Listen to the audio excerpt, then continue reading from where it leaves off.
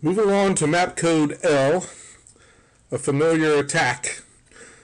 This room is predominantly empty. Square and circle clean spots can be seen in dust on the floor. 6 tiny humanoid creatures and a miniature red dragon congregate around a small puddle of light brown liquid in this room. The creatures raise their arms and roar in squeaky voices, while the red dragon dwarf takes wing. They attack. What we got dealing with here, we got some homunculi, and there's a lot of monster rolls to determine all this kind of stuff, and a modified pseudo dragon, which instead of doing a little sleep poison with its tail attack, this pseudo dragon does a d6 touch attack that it can just do every round, and so does 1d6 of fire damage. So you begin encounter J, and I want to show something that happens actually when you're doing encounter J. No, I don't want to reload the encounter. I want to go to a brand new encounter L. And so we're going to skip Scout because we want to get to a homunculus real quickly. These guys got the jump on them. And so a homunculus is actually -1 due to its weak strength. But it just drank a potion of bull strength. And so you end the temporary, you go in here and do a 1-round attack buff of 2 and a 1-round damage buff of 2 for every single homunculus. And so every time you see a homunculus, you need to go in and go 2 and 2. The reason we just didn't go in and modify the actual encounter with this is because you can dispel things like bull strength potions. So we want to make it temporary and not have it actually as part of the monster. And so you just go in here and you add that. And so then when it attacks, it will have those features in it, even though it proceeded to miss there. Alrighty. And so this was a tale of two cities in terms of how the combats went. Party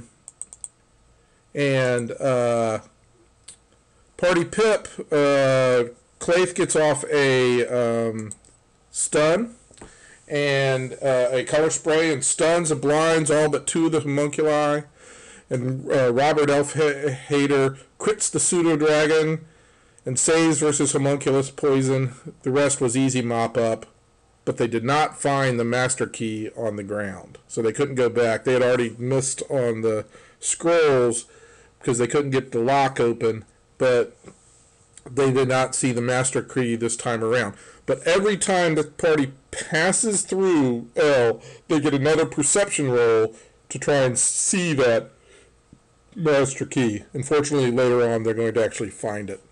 Now, Party Genericus, on the other hand, the mage casts color spray, 2 of the homunculi save, and the pseudo dragon crit saves, rolls a 20, so it doesn't even have the 1-round stun.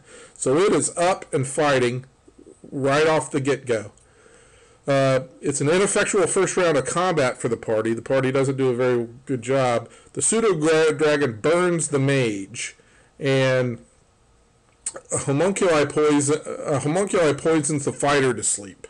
So, Pseudo Dragon then drops the mage in a subsequent round.